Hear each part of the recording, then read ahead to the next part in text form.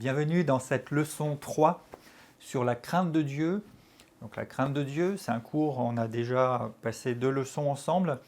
Le premier, un certain nombre de définitions, les 4 types de crainte principalement, et puis qu'est-ce que la crainte de Dieu? Je vous rappelle qu'on a établi ensemble que la crainte de Dieu, c'est un profond respect qui va s'exprimer par le fait que Dieu soit notre référence, qu'il est notre préférence et que nous avons pour lui de la déférence et de la révérence. C'est quelque chose qui revient tout au long du cours et qui va de plus en plus s'alimenter, s'éclairer, s'expliquer dans ces différentes facettes, ces différents termes qui reviennent dans les raisons pour lesquelles nous sommes supposés craindre Dieu et aussi comment cette crainte de Dieu va s'exprimer, va se manifester dans nos vies.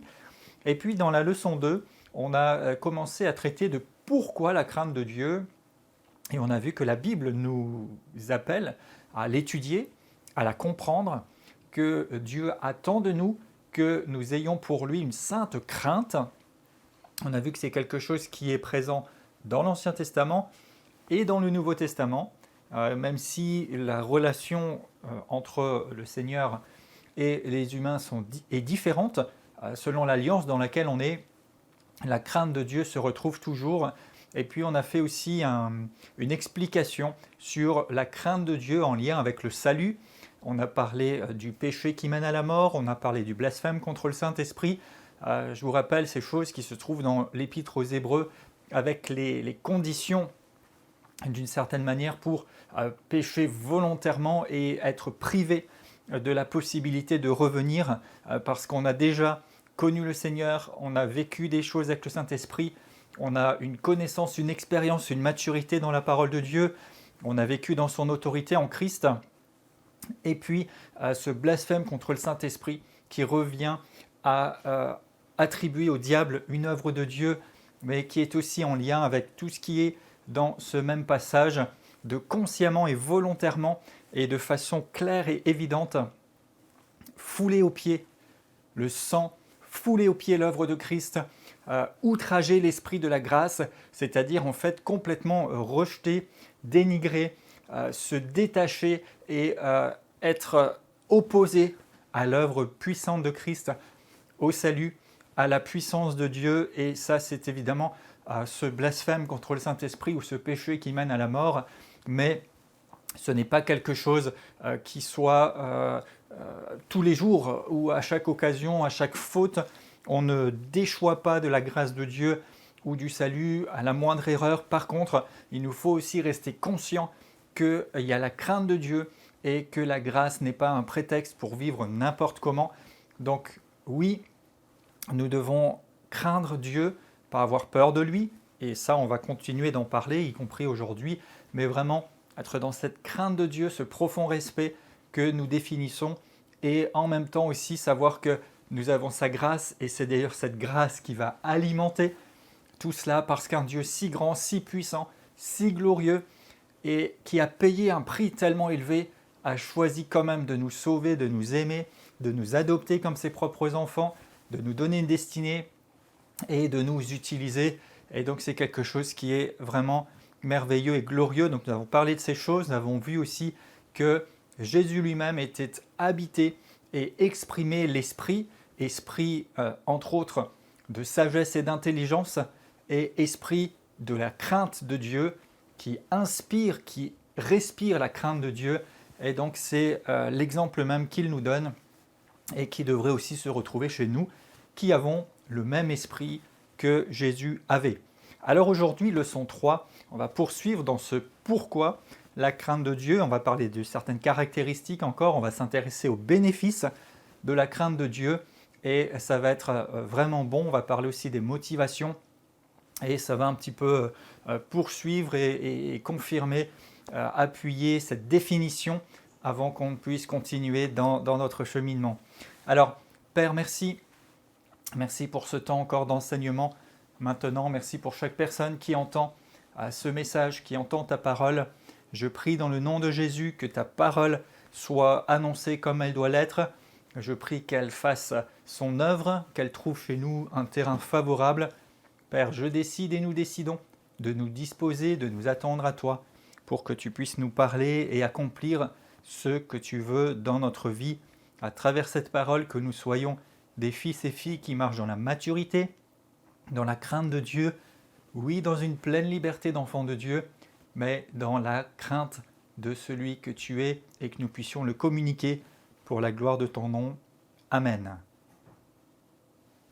Alors, caractéristiques de la crainte de Dieu, je voudrais juste ici encore poser quelques points qui continuent la définition. La crainte de Dieu, c'est la sagesse et l'intelligence. Rappelez-vous, on avait lu dans les Proverbes déjà où il disait si tu cherches la sagesse et l'intelligence, si tu t'y attaches, alors tu apprendras. La crainte de Dieu, et d'autres passages des Écritures vont dans ce sens. Vous les avez sur votre support. Il est dit aussi dans le Proverbe 1er et au verset 7.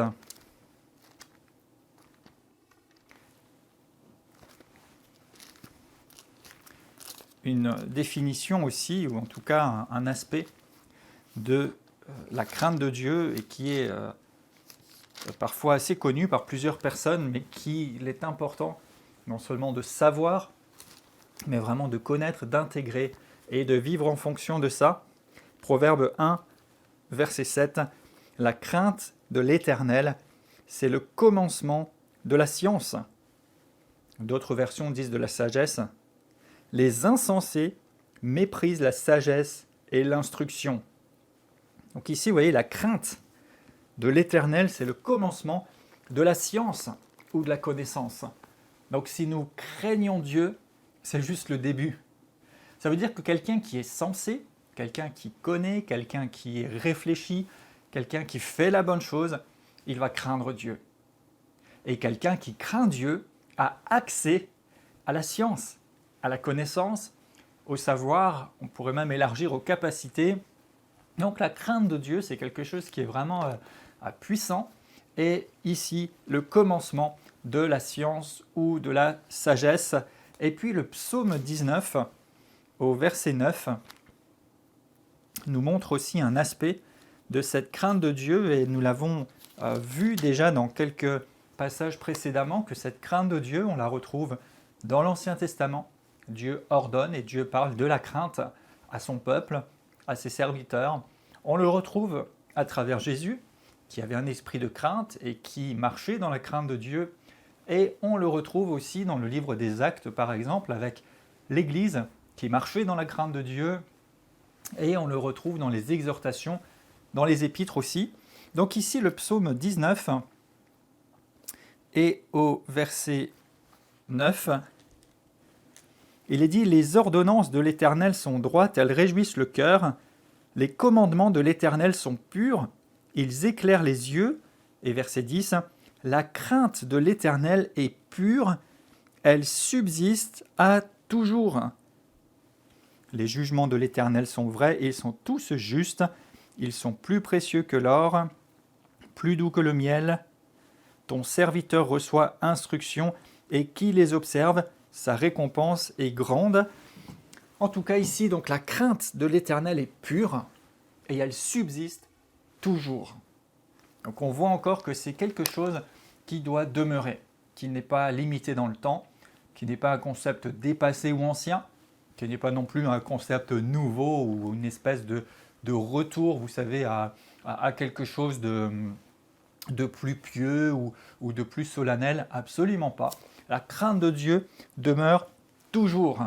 Alors maintenant qu'on a vu ces quelques caractéristiques, on va parler des bénéfices de la crainte de Dieu. Parce que oui, nous devons craindre Dieu d'abord parce qu'il nous l'ordonne, donc ne serait-ce que par obéissance. Nous avons vu différentes raisons. Mais en fait, Dieu nous ordonne des choses dans sa parole, mais toujours parce qu'il sait que c'est bon pour nous.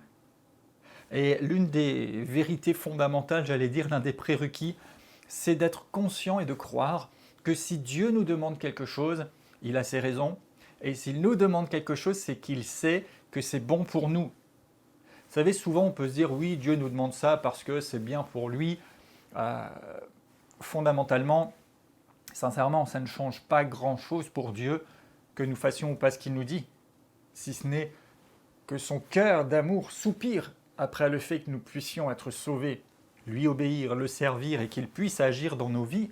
Mais j'allais dire, ça ne lui enlève rien fondamentalement. Par contre, pour nous, ça change beaucoup de choses. Et on va regarder ici un certain nombre de versets, un certain nombre de passages qui nous donnent des bénéfices de la crainte de Dieu. Donc on y va, on va lire beaucoup de choses qui ne demandent pas forcément beaucoup de commentaires, mais qui mettent en lumière.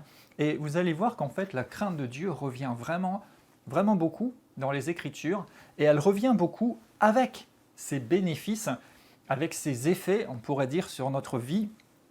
Et premier aspect, premier effet, c'est que la crainte de Dieu nous permet de ne pas pécher. Alors, Exode 20 au verset 20.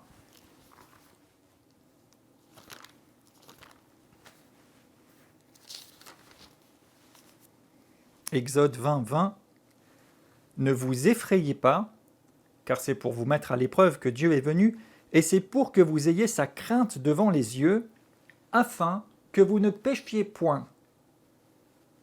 Donc, vous voyez, la crainte de Dieu doit faire qu'on ne pêche point. Proverbe 16, verset 6.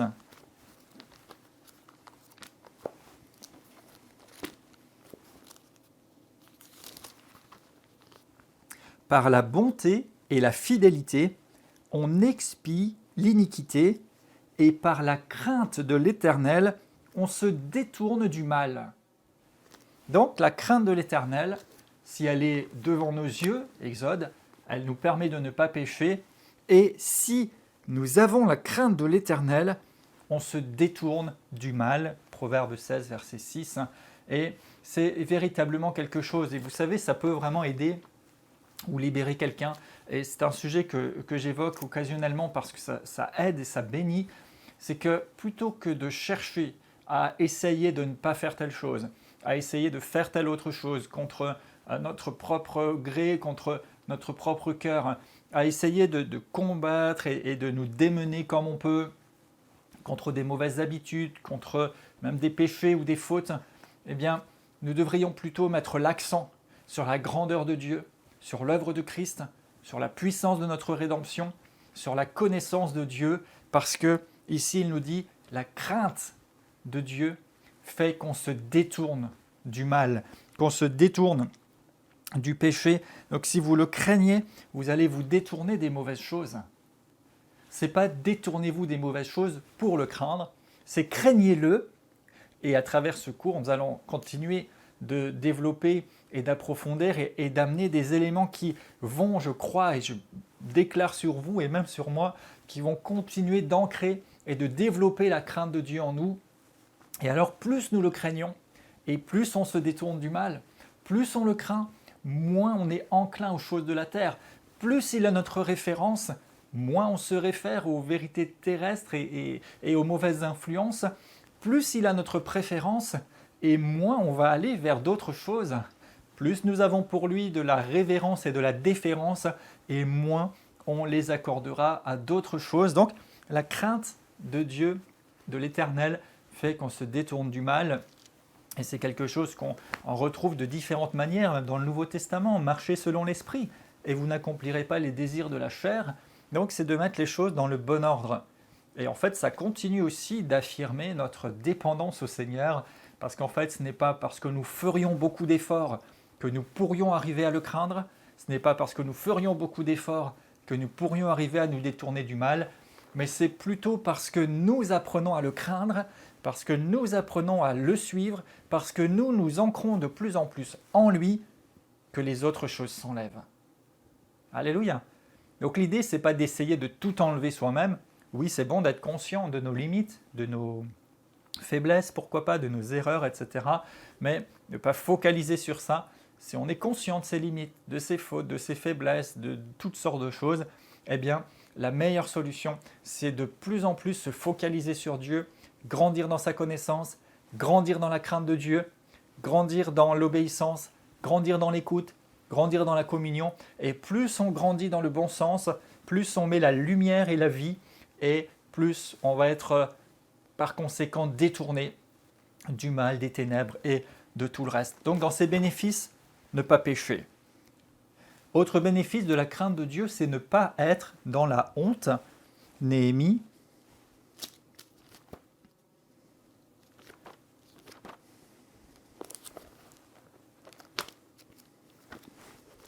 chapitre 5 et au verset 9. Il est écrit « Ce que vous faites n'est pas bien, ne devriez-vous pas plutôt marcher dans la crainte de notre Dieu pour n'être pas insultés par les nations qui sont nos ennemis ?» Et en fait ici, ne devriez-vous pas marcher dans la crainte pour ne pas être insultés par les nations ennemies ou pour ne pas avoir honte face à vos ennemis?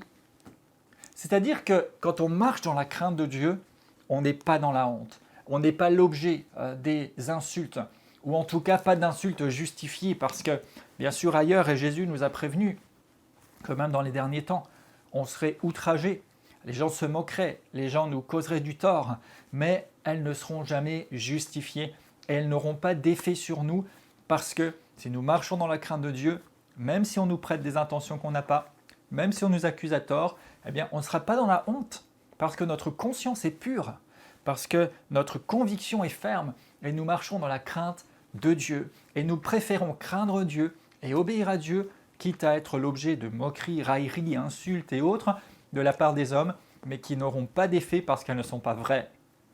Par contre, si les gens nous insultent, nous raillent, nous accusent, et qu'il y a une part de réalité ou de vérité dans ce qu'ils disent, eh bien forcément, nous pouvons être couverts de honte, forcément nous pouvons être déroutés, mais si nous marchons vraiment dans la crainte de Dieu, nous ne sommes pas l'objet de la honte, quand bien même on nous insulterait, quand bien même on nous dirait des choses, ça n'agit pas sur nous. Autre bénéfice, la crainte de Dieu amène la longévité. Proverbe 10, verset 27.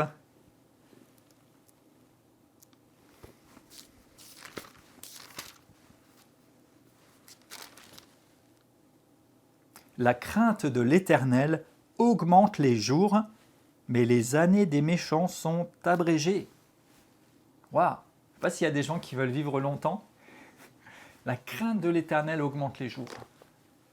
La longévité. La crainte de l'Éternel nous apporte aussi la sécurité, la force, un refuge. Proverbe 14, verset 26. Celui qui craint l'Éternel possède un appui ferme et ses enfants ont un refuge auprès de lui.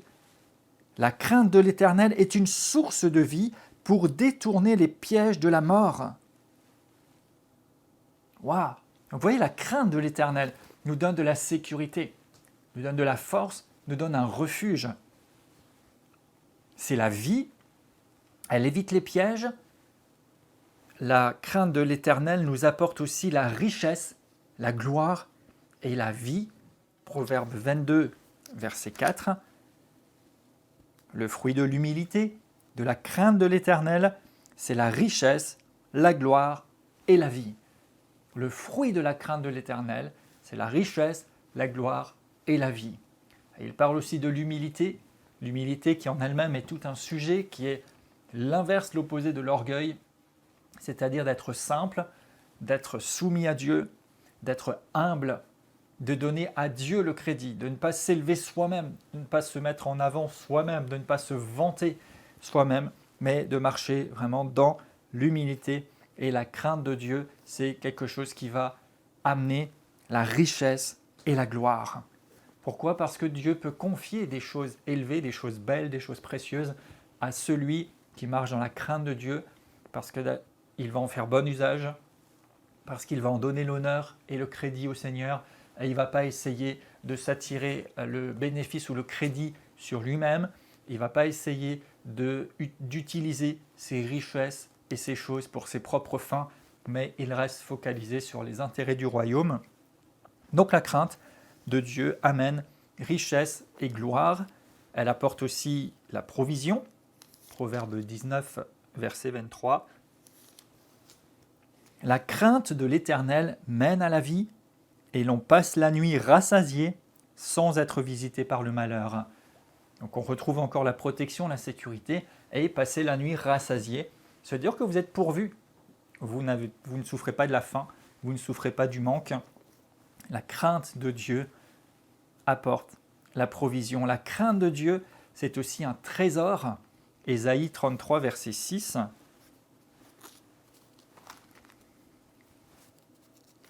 Ésaïe 33, 6. La sagesse et l'intelligence sont une source de salut. La crainte de l'Éternel, c'est là le trésor de Sion. Vous voyez, si vous craignez l'Éternel, c'est un trésor pour vous. Waouh! Donc c'est quelque chose qui est vraiment précieux. Ça vous ouvre des trésors, ça vous ouvre à la richesse, la gloire, la provision, mais en soi-même, cette crainte est un trésor. C'est quelque chose de précieux. La crainte de l'Éternel vous donne aussi de la confiance. Par exemple, dans Job au chapitre 4, vous pourrez retrouver ça, c'est parce qu'il craint Dieu qu'il est plein de confiance. La crainte de l'Éternel va nous amener à voir sa gloire, sa puissance à l'œuvre dans notre vie. On l'a vu par exemple dans le livre des Actes, et on le retrouve régulièrement et on y reviendra un peu plus loin. La crainte de l'Éternel fait de nous des amis de Dieu, psaume 25, au verset 14.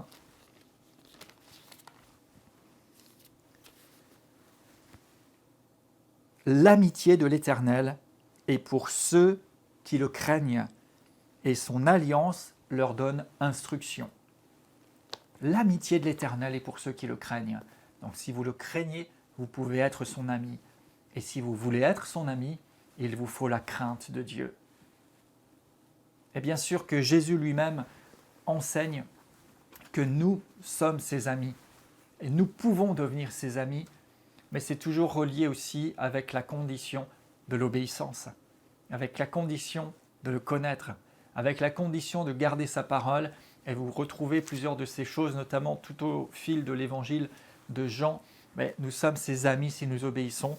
Et Dieu lui-même, le Père, l'Éternel, nous dit que son amitié est pour ceux qui le craignent.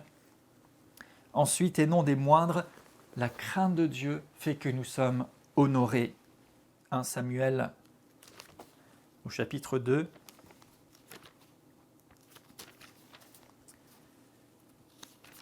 « 1 Samuel 2, verset 29.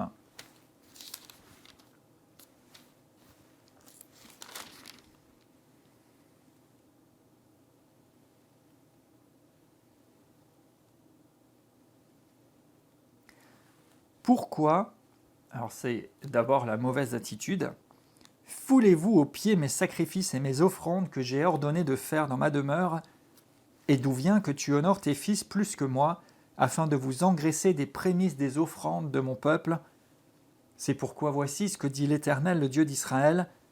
J'avais déclaré que ta maison et la maison de ton père marcheraient devant moi à perpétuité, et maintenant, dit l'Éternel, loin de moi, car j'honorerai celui qui m'honore, mais ceux qui me méprisent seront méprisés. Et ici, en fait, Dieu fait le reproche à ses serviteurs de le mépriser, de prendre à la légère des choses de sa maison, de justement tirer à leur propre profit et bénéfice les choses de son service, au lieu de le craindre, de l'honorer. Mais il dit, celui qui m'honore, je l'honore. Celui qui me méprise sera méprisé. Et Jésus reprendra des paroles dans ce sens en disant que celui qui se déclarera publiquement pour Dieu, Dieu se déclarera pour lui aussi, mais celui qui le reniera, eh bien Dieu ne le couvrira pas non plus, il ne se déclarera pas non plus pour lui. Donc c'est quelque chose qui est présent et qui est réel, mais Dieu nous appelle à le craindre, mais il y a tant de bénéfices. Vous voyez, rien que ce qu'on vient de voir, et je ne suis même pas sûr d'être totalement exhaustif, mais ça suffit déjà largement pour nous montrer que la crainte de Dieu doit prendre place et qu'elle produit des choses dans notre vie. Dans les aspects de la crainte de Dieu, je vous dis depuis le début que ça s'exprime par le fait qu'il soit notre référence. Et si Dieu est notre référence, ça veut dire que c'est sa parole, c'est ce que Dieu dit, c'est sa volonté, c'est ses plans qui priment par-dessus tout. Mais vous savez, c'est quelque chose qui est à la fois, oui, un acte de soumission, d'obéissance, parce que nous le plaçons lui et sa parole et sa volonté au-dessus de tout, il est notre référence, mais c'est aussi un bénéfice pour nous-mêmes, parce que s'il est notre référence, si nous nous référons à lui, ça veut dire que nous pouvons aussi avoir accès à toute sa connaissance, à toutes ses ressources à lui et aussi à sa faveur. Parce que si nous nous témoignons pour lui et que véritablement nous dépendons de lui, qu'il est notre référence, eh bien il va aussi se déclarer pour nous. Et si Dieu est pour nous, qui sera contre nous? Il va aussi témoigner en notre faveur. Il va aussi nous faire obtenir la faveur et ouvrir des portes et des opportunités pour nous parce qu'il est notre référence. Donc voilà un certain nombre de bénéfices de la crainte de Dieu. Et je pense, j'espère en tout cas, que ça vous motive, si vous fallait encore un peu plus de motivation pour vraiment comprendre, apprendre, acquérir la crainte de Dieu, parce que ça va produire toutes ces choses-là dans votre vie, et j'ai envie de dire même au-delà, parce que Dieu veut et peut faire par sa puissance infiniment au-delà, et il ne manque rien à ceux qui le craignent, dit encore l'Écriture, et vous pouvez avoir toutes ces choses dans votre vie si véritablement vous développez, vous chérissez la crainte de Dieu qui est en elle-même un trésor et qui vous ouvre accès à des choses glorieuses. Choisissez d'avoir pour Dieu la crainte de Dieu, le profond respect qui s'exprime par le fait qu'il soit votre référence, qu'il est votre préférence, que vous ayez pour lui de la déférence et de la révérence. Et ces bénéfices vous appartiennent et ils se manifestent de plus en plus parce que si vous l'honorez, il vous honore. Et c'est vraiment quelque chose d'être honoré par Dieu, vraiment quelque chose. Vous savez, j'ai plusieurs fois vécu des choses qui ne s'expliquent pas forcément naturellement et je crois et je bénis Dieu parce que c'est lui qui prend plaisir à nous honorer, à nous donner des occasions. Je me souviens, il y a déjà bien des années, un jour alors que j'avais obtenu quelque chose, un de mes frères bien-aimés m'avait dit « mais toi tu es comme un chouchou de Dieu ». Mais vous savez, Dieu vous honore si vous cherchez à l'honorer. Et plusieurs fois dans des choses, j'ai eu des surclassements, des occasions, des choses qui m'ont été données, proposées, j'ai eu des opportunités, la faveur de Dieu. Si vous cherchez à l'honorer, il vous honore. Il vous honore, alléluia. Et être honoré par Dieu, c'est quelque chose. Vous savez, déjà être honoré par des personnes, on apprécie, on aime ça, on y prend plaisir et on est reconnaissant. Mais être honoré par Dieu, à qui tout appartient, qui est le Créateur et celui qui fait fonctionner le monde et qui peut tout et qui est au-dessus de tout, c'est franchement glorieux, puissant et au-delà de vos rêves les plus fous, comme dirait quelqu'un. Alors sincèrement, la crainte de Dieu, c'est très très très loin d'être un sujet rédhibitoire, un sujet négatif, mais c'est un sujet qui est une bonne nouvelle en soi, qui doit être producteur d'énergie, producteur de volonté, parce que Dieu cherche des serviteurs et des servantes qui marchent dans la sainteté, qui marchent dans l'obéissance, qui sont des gens matures, pas des enfants capricieux qui font n'importe quoi, qui jouent, qui prennent les choses à la légère, mais des gens, oui, qui jouissent de la grâce de Dieu, mais qui vivent dans la crainte de Dieu.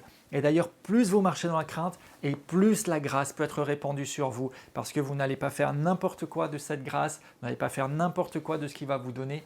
Vous êtes dans la crainte de Dieu, et la crainte de Dieu ouvre des portes et produit beaucoup de choses dans votre vie. Il y a vraiment des bénéfices, et le plus grand de tout, c'est d'honorer Dieu, c'est de faire la joie de notre Maître, et ça devrait être notre recherche. Et ça nous amène justement aux motivations pour marcher dans la crainte de Dieu. Et je voudrais mettre en parallèle deux types de motivations, de raisons. Pas forcément le motif, pas forcément le pourquoi, mais plutôt dans notre positionnement, dans notre démarche. Et en fait, il y a deux manières, deux motivations qui peuvent amener à la crainte de Dieu. La première, c'est la terreur de pécher contre Dieu et la peur des conséquences que ça peut avoir. Et la deuxième, c'est plutôt de ne pas vouloir pécher contre Dieu, ni décevoir celui qui est mort pour nous, ni entacher à notre communion avec lui. Donc, vous voyez, c'est deux positions de cœur différentes. Est-ce que je marche dans la crainte de Dieu juste parce que j'ai peur de ce que produirait le contraire, ou est-ce que je marche dans la crainte de Dieu parce que je chéris tellement ma communion, ma relation avec lui, parce que j'accorde de la valeur à ce qu'il a accompli et que je ne veux pas entaché, je ne veux pas lui déplaire. Et vous savez, c'est quelque chose qu'on peut même trouver dans des relations. Est-ce que vous vous comportez correctement juste parce que vous avez peur des conséquences que pourrait avoir un mauvais comportement?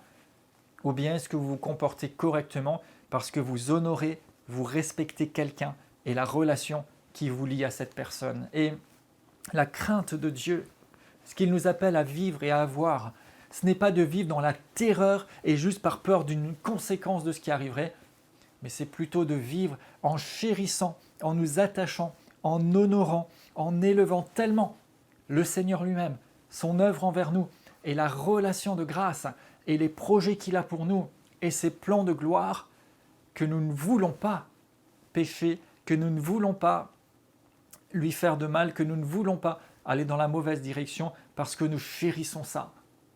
Quelque part, la puissance de Dieu et la gloire de Dieu a tellement de prix pour nous que nous ne voulons pas passer à côté de ça.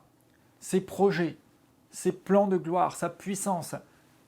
Et vous savez, nous sommes dans des temps vraiment particuliers parce qu'il y a beaucoup d'événements qui se passent, mais il y a plus que jamais la puissance et la gloire de Dieu qui veut et qui doit être libérée dans la vie des hommes et des femmes sur la terre à travers des serviteurs et des servantes, oui, qui connaissent la parole, oui, qui sont pleins de zèle, oui, qui sont dynamiques, oui, qui ont une volonté, une motivation, mais qui soient aussi dans la crainte de Dieu pour que justement la puissance et la gloire de Dieu soient libérées dans une dimension supérieure plus que jamais. Mais pour ça, il nous faut marcher dans la crainte, mais pas par peur de ce qui arriverait, mais plutôt parce que ce qui doit être est trop précieux pour être entaché ou pour être perturbé ou dérangé par différentes choses qui n'auraient pas la place. Donc, cette première motivation, ce premier aspect, mais que nous ne devrions pas arborer, eh bien, on va le retrouver plutôt dans l'Ancien Testament. Dans l'Ancien Testament, les gens écoutaient ce que disait l'Éternel, écoutaient les prophètes ou les envoyés de Dieu, plutôt parce qu'ils avaient peur des conséquences qu'aurait pu avoir sur eux le péché, parce que tout simplement, ils ne pouvaient pas naître de nouveau. Leur péché pouvait être seulement couvert, mais pas effacé. Et maintenant, c'est complètement différent, parce que Christ est venu et qui nous donne la possibilité d'être régénérés. Et il a supprimé complètement nos péchés, il les a détruits, ça n'existe plus. Et en plus, il nous a donné l'accès à sa nature divine, et dès lors, nous pouvons vivre sans péché. Donc nous n'avons pas besoin de vivre dans la peur seulement des conséquences et dans la terreur et comme dans un cercle vicieux, mais nous allons plutôt vivre en chérissant le salut qu'il nous a donné, en chérissant d'abord celui qui nous a donné son salut et en chérissant tellement ses projets, sa puissance, sa gloire, la vocation qu'il a pour nous, les réalités célestes, que nous ne voulons pas que des choses viennent faire obstacle à ça. Et plusieurs fois dans l'Ancien Testament, on voit la puissance de Dieu à l'œuvre et ce que ça va produire sur les personnes. Regardons par exemple dans l'Exode, au chapitre 19 et au verset 16. Alors que le peuple voit une manifestation du Seigneur et de sa puissance, il est dit, le 3e jour au matin, il y eut des coups de tonnerre, des éclairs, une épaisse nuée sur la montagne, le son de la trompette retentit fortement, et tout le peuple qui était dans le camp fut saisi d'épouvante. Moïse fit sortir le peuple du camp à la rencontre de Dieu, et ils se placèrent en bas de la montagne. Le mont Sinaï était tout enfumé parce que l'Éternel était descendu au milieu du feu. Cette fumée s'élevait comme la fumée d'une fournaise, et toute la montagne tremblait avec violence. Le son de la trompette retentissait de plus en plus fortement. Moïse parlait et Dieu lui répondait à haute voix. Donc, vous voyez, Dieu s'est manifesté avec puissance. Mais les gens se sont trouvés saisis d'épouvante. Ils étaient effrayés, ils avaient peur parce qu'ils ne pouvaient pas être au contact de cette puissance et sainteté de Dieu. Alors ils étaient dans l'épouvante. Ils avaient peur de ce qui pourrait leur arriver. Exode 20, verset 18.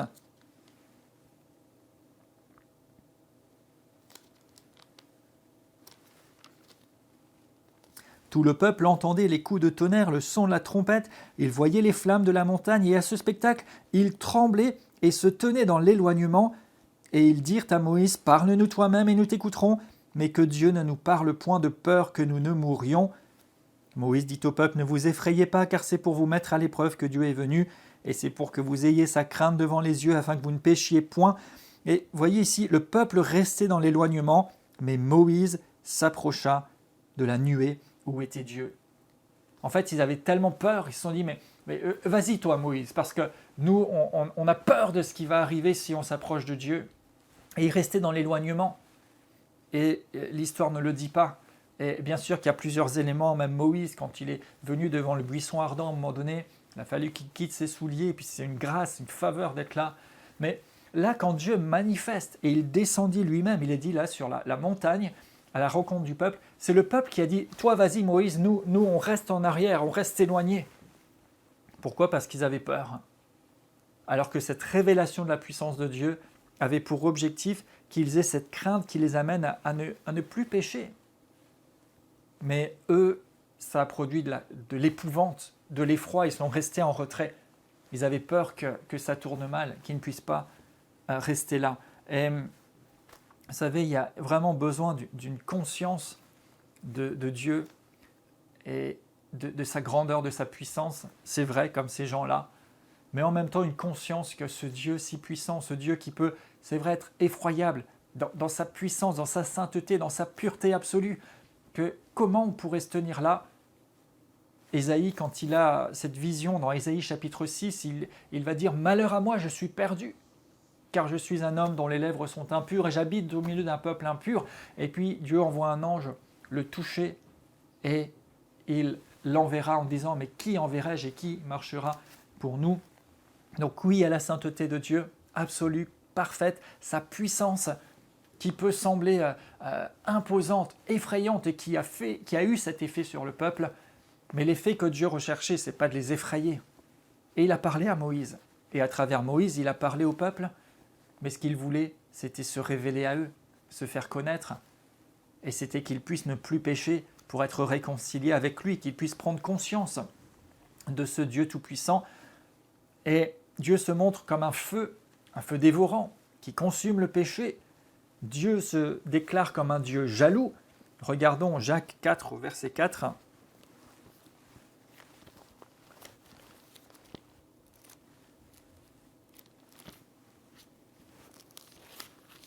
Jacques 4, 4, il est dit « Ne savez-vous pas que l'amour du monde est inimitié contre Dieu ?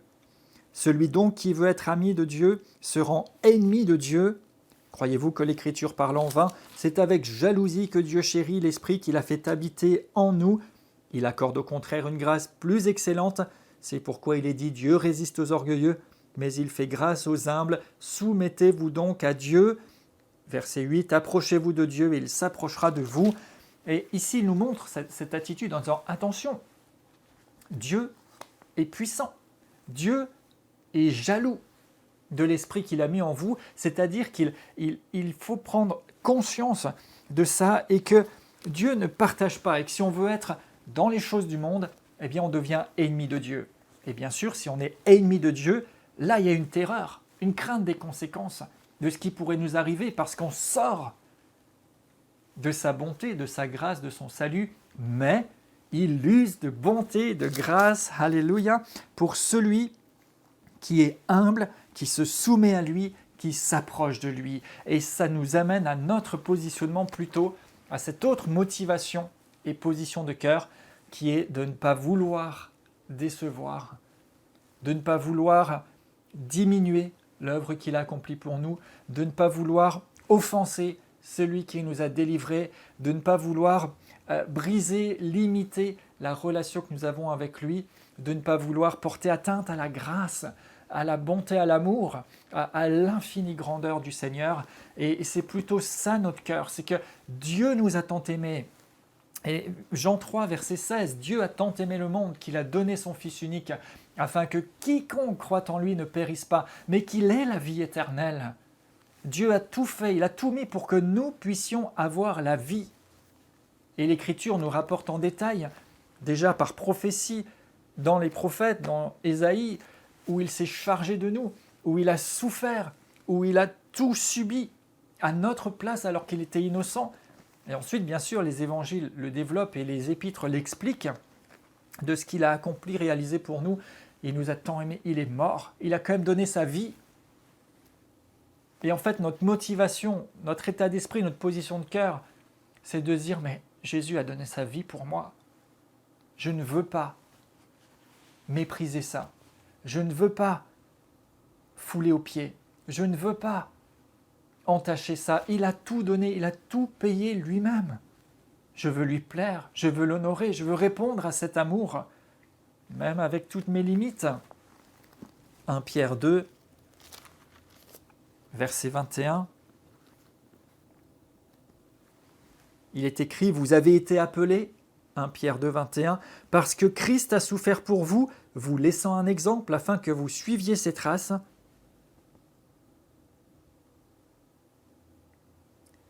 Lui qui n'a pas commis de péché, dans la bouche duquel il ne s'est pas trouvé de fraude, lui qui injuriait ne rendait point d'injure, maltraité ne faisait pas de menaces, mais s'en remettait à celui qui juge justement, lui qui a porté lui-même nos péchés dans son corps sur le bois, afin que, morts au péché, nous vivions pour la justice. Lui par les meurtrissures duquel vous avez été guéris, car vous étiez comme des brebis errantes, mais maintenant vous êtes retournés vers le berger et le gardien de votre âme. Il est notre exemple, il s'est chargé de tout, il a tout accompli pour nous. Alors au minimum, nous voulons lui plaire. Au minimum, nous voulons le suivre. Au minimum, nous voulons faire honneur au sacrifice qu'il a accompli. Au minimum, nous voulons l'élever parce qu'il a tout donné. On ne veut pas prendre cette grâce à la légère. Oui, il nous pardonne, et je l'ai redit dernièrement, en disant que ce n'est pas à chaque erreur que nous tombons. 1 Jean 1,9, si nous confessons nos péchés, il est fidèle et bon. Oui, nous avons le pardon, mais on ne prend pas ça à la légère. On ne le prend pas à la légère parce qu'on sait ce que ça a coûté. Et bien sûr qu'il nous pardonne et que pour nous c'est gratuit. Et que pour nous il suffit de nous incliner, de nous repentir et de recevoir sa grâce et nous sommes restaurés. Mais c'est possible seulement parce que lui a souffert pour nous. Il s'est chargé pour nous. Il a été frappé, puni, outragé. On lui a craché dessus. On l'a cloué à la croix, le pire châtiment qui soit. Il est mort, il est resté au tombeau, mais il est ressuscité. Tout ça pour nous. Alors au vu de tout ça, je veux l'honorer. Je veux lui plaire, je veux marcher dans la crainte de Dieu parce qu'il a tout déployé pour me récupérer, pour que je lui appartienne. Alors oui, nous devrions être motivés par l'amour, et alors ne pas vouloir pécher contre lui. Psaume 119, verset 11. Vous savez, dans certains psaumes, et pourtant on est dans l'Ancien Testament, mais il y avait une conscience du psalmiste. Et dans cette relation avec David, dont l'Écriture dit qu'il était un homme selon le cœur de Dieu, déjà des lumières et des aspects sur la puissance de l'amour, de la grâce, de la bonté de Dieu qui se manifeste envers l'homme et qui plus tard dans le Nouveau Testament sera accompli par Christ. Et à combien plus forte raison aujourd'hui pouvons-nous être au bénéfice d'une relation vivante, constructive, puissante avec le Créateur. Psaume 119, au verset 11, « Je serre ta parole dans mon cœur afin de ne pas pécher contre toi, Seigneur. » Et le verset juste avant, « Je te cherche de tout mon cœur, ne me laisse pas m'égarer loin de tes commandements, mais je serre ta parole dans mon cœur pour ne pas pécher contre toi. Je veux garder ta parole. » Et c'est quelque chose qui est valable aujourd'hui. Si nous gardons sa parole, si nous mettons sa parole dans nos cœurs, si nous sommes véritablement ancrés à méditer sa parole, à nous remplir de cette parole, et que nous nous exposons et nous tenons dans sa présence, dans cette relation vivante qui nous appartient avec lui, nous ne voulons pas pécher contre lui, nous ne voulons pas faire quelque chose qui l'offense parce que nous l'aimons, pas juste parce qu'on a peur pour l'avenir, mais d'abord parce qu'on l'aime, parce qu'il est si précieux pour nous et parce que sa présence est trop précieuse pour que nous nous privions d'y accéder. Nous pouvons marcher dans la crainte de Dieu. Nous pouvons et nous choisissons de le faire. Romains 3, verset 9.